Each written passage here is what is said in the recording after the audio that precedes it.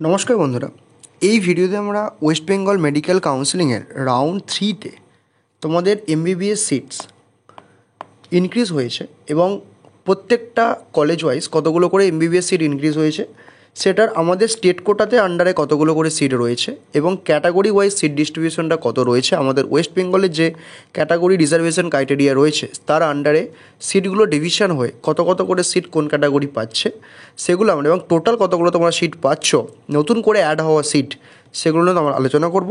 এছাড়াও round 3 কাউন্সিলিংয়ে participate করার তোমাদের কিছু টেকনিক বা বলতে পারো কিছু স্ট্র্যাটেজি নিয়ে আলোচনা করব, যাতে তোমরা এর পরবর্তী রাউন্ডগুলোতে যারা কলেজ পাওনি এর পরবর্তী রাউন্ডগুলোতে তোমরা যাতে এলিজিবল থাকো বা তোমরা পার্টিসিপেট করতে পারো, যদি কোনো রকম কোনো সিট ভ্যাকেন্ট থাকে সেগুলো যাতে তোমরা নিতে পারো বা তোমাদের অ্যাডমিশান হয়ে থাকে। এখন থেকে শুরু করে কাউন্সেলিংয়ের লাস্ট রাউন্ড পর্যন্ত তোমরা কাউন্সেলিং গাইডেন্সের জন্য এই হোয়াটসঅ্যাপ নাম্বারে আমাদের সঙ্গে কন্ট্যাক্ট করতে পারো। কাউন্সেলিংয়ের সমস্ত রুলস থেকে প্রত্যেকটা স্টেপ তোমাদেরকে ডিটেলসে গাইড করা হবে। এছাড়াও তোমাদের rank wise best choice preference list বানিয়ে দেওয়া হবে, যাতে তোমার র্যাঙ্ক ওয়াইজ তুমি একটা বেস্ট পসিবল কলেজে সিলেকশন পেতে পারো। তাই কাউন্সেলিংয়ের এখন থেকে একদম শেষ পর্যন্ত কাউন্সেলিং গাইডেন্সের জন্য তোমরা এই হোয়াটসঅ্যাপ নাম্বারে আমাদের সঙ্গে কন্ট্যাক্ট করো, তোমাদেরকে পার্সোনালাইজড 1-to-1 ডিটেলসে গাইড করা হবে। চলো তাহলে ভিডিওটা শুরু করা যাক। রাউন্ড 3তে আমাদের যে সিটগুলো থেকে থাকে সেগুলো হচ্ছে পিসির যে সিটগুলো ভ্যাকেন্ট থাকে সেই সিটগুলো রেসপেক্টিভ ক্যাটাগরিতে ব্যাক করে, অর্থাৎ পিসি থেকে নন পিসিতে কনভার্ট হয়ে থাকে। এই অ্যামাউন্টটার জন্য কিন্তু রাউন্ড 3তে কাট অফ সেটা কিন্তু ড্রপ করে। এভরি ইয়ার এটা একটা সিনারিও হয়ে থাকে। রাউন্ড 1-এ একটা কাট অফ গিয়ে থাকে, রাউন্ড 2তে কাট অফটা অনেক সময় হাই চলে যায়। কেন হাই চলে যায়? কারণ রাউন্ড 2তে এভরি ইয়ার যে সিনারিওটা হয়ে থাকে, রাউন্ড 2তে সচরাচর নতুন করে সিট অ্যাড হয় না, তো সেই জন্য কিন্তু এবং কিন্তু নতুন করে রেজিস্টার্ড ক্যান্ডিডেট ভালো সংখ্যক ক্যান্ডিডেটও কিন্তু ঢোকে, অর্থাৎ গুড র্যাঙ্ক আছে মিডিল পোর্শনে 25,000, 26,000, 27,000 এই মিড রেঞ্জও কিন্তু অনেক স্টুডেন্ট তখন এন্ট্রি নিয়ে নেয়, যা তার প্রথম রাউন্ডে তারা ডকুমেন্ট ঠিকঠাক করে অ্যারেঞ্জ করতে পারেনি বা অনেকের ক্যাটাগরি সার্টিফিকেট রেডি করতে পারেনি, সেই ক্যান্ডিডেটগুলো এন্ট্রি নেয়। তো তার জন্য কিন্তু নতুন করে যে রেজিস্টারের সংখ্যা সেটাও কিন্তু বেড়ে যায়, কাট অফটা রাউন্ড 2তে অনেক সময় বেড়ে যায়।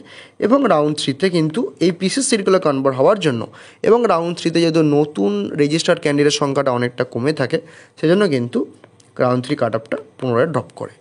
এবছর কিন্তু ফ্যাক্টরগুলো যেগুলো কাজ করছে, পিসির সিট তো রয়েছেই, তার উপরিপাওনা হিসেবে রয়েছে নিউ কিছু এক্সিস্টিং প্রাইভেট মেডিকেল কলেজ বা গভর্নমেন্ট মেডিকেল কলেজের সিট সংখ্যা বৃদ্ধি এবং নতুন মেডিকেল কলেজ স্ট্যাবলিশড হওয়া, সব কিছু দিকগুলো কিন্তু কাট অফের উপর কিন্তু একটা পজিটিভ ইম্প্যাক্ট ফেলছে, যেটা কিন্তু আমাদের কাট অফটা লো যেতে সাহায্য করবে ওয়েস্ট বেঙ্গলের ক্ষেত্রে।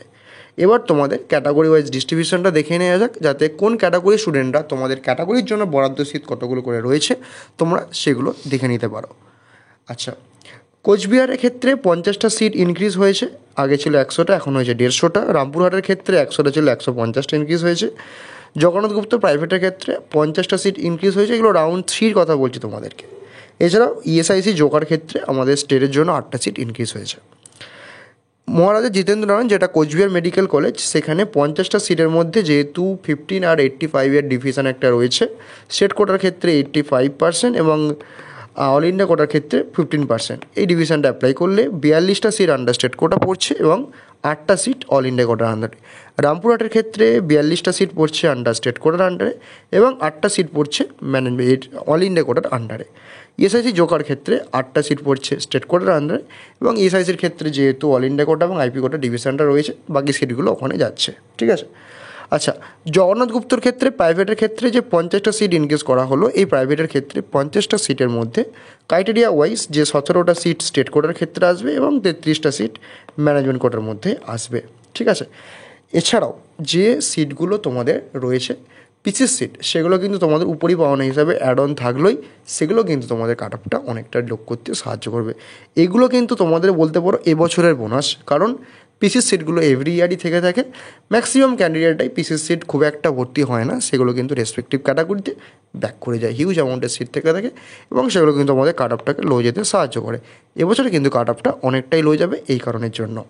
তোমাদের আরেকটা কথা বলার, তোমরা কিন্তু যারা রাউন্ড 3-র পরবর্তী রাউন্ডগুলোতে পার্টিসিপেট করতে চাও, তোমরা কিন্তু রাউন্ড 3 চয়েস ফিলিংটা খুব সিলেক্টিভলি করবে।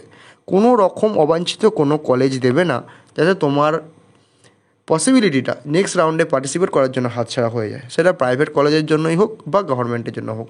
জানি যে গভর্নমেন্টের ক্ষেত্রে সিটটা খুব হয়তো বেশি থাকে না, কিন্তু যাই থাকুক তোমরা কিন্তু পার্টিসিপেট করার অপরচুনিটিটাকে হারাবে না।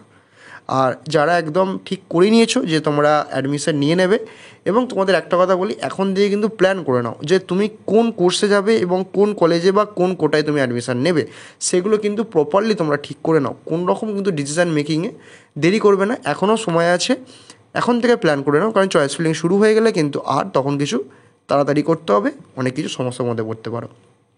এবং রাউন্ড থ্রিতে কিন্তু কোন কোন কলেজগুলো রাখবে, কারণ অনেককে এখানে ফাইনাল ডিসিশান নিতে হয়। কেউ কেউ বিডিএসে অ্যাডমিশন নিয়েই নেবে ভাবছো, কেউ কেউ ভাবছো যে আমি বিডিএস নেবো না, স্টে ভ্যাকেন্সি বা তার পরবর্তী কোনো রাউন্ডে সিট থাকলে সেখানে আমরা ট্রাই করবো। তোমরা অনেকে আমাদের এই নিয়ে হোয়াটসঅ্যাপ করেছো, জিজ্ঞাসা করেছো, তোমাদেরকে একটা কথাই বলার, তোমরা আমাদের সঙ্গে যদি কন্ট্যাক্ট করতে চাও তোমাদেরকে এই নিয়ে গাইড করা হবে যে তোমরা কোনটাকে রাখতে পারো বা কোনটাকে রাখতে পারবে। তোমরা যদি এখানেই পয়েন্টে ডিসিশান মেকিংয়ে তোমাদের ডিফিকাল্টি ফেস হয়, তোমাদেরকে এখানে কিন্তু গাইড করে থাকবো। আচ্ছা, এবার আমরা তোমাদেরকে ক্যাটাগরি ওয়াইজ সিট ডিস্ট্রিবিউশনটা দেখিয়ে দিই। টোটাল যে সিটগুলো ইনক্রিজ হয়েছে আন্ডারস্টেট কোটা, তার মধ্যে 40টা সিট নন পিডাব্লিউডি ইউআরের ক্ষেত্রে আসছে, ওবিসি এর ক্ষেত্রে আসছে 9টা সিট, ওবিসি বি এর ক্ষেত্রে আসছে 6টা সিট, ইডাব্লিউএসের 9টা, এসসির 20টা, এসটির 5টা।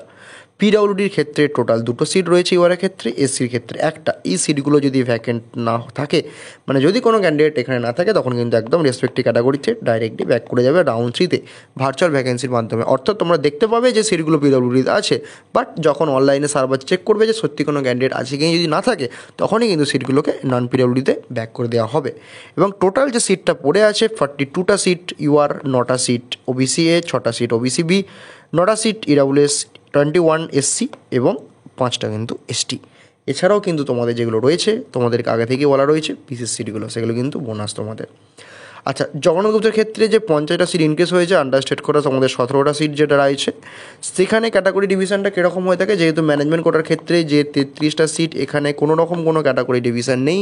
এখানে 33টা সিট তোমাদের প্রত্যেকেই সমানভাবে ক্যাটাগরি নির্বিশেষে প্রত্যেকে এখানে আসতে পারবে। যাই হোক, কিন্তু স্টেট কোটার ক্ষেত্রে 17টা সিটের মধ্যে যে ডিভিশনটা রয়েছে, ইউআরের ক্ষেত্রে 7টা, ওবিসি এর 2টো, ওবিসি বি এর 1টা, ইডাব্লিউএস এর 2টো, এসসি 4টে এবং এসটি ক্যাটাগরি 1টা। এটা হচ্ছে category wise distribution under state কোটার ক্ষেত্রে।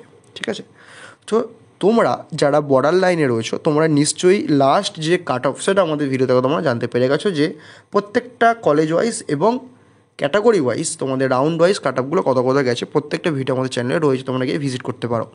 তোমরা তোমাদের র্যাঙ্ক থেকে আগে লাস্ট কতগুলো ক্যান্ডিডেট রয়েছে সেগুলো নিশ্চয়ই এতক্ষণে কাউন্ট করে নিয়েছো। যদি এখনও পর্যন্ত না করতে পারো, তোমরা আমাদের সঙ্গে কন্ট্যাক্ট করো, আমরা তোমাদেরকে হেল্প করবো। তোমার পসিবিলিটি কতটা রয়েছে বা তোমার রাউন্ড থ্রিতে চান্স হয়ে যাবে কি না, সেটা কিন্তু তোমার সঙ্গে ডিসকাস করে নেব।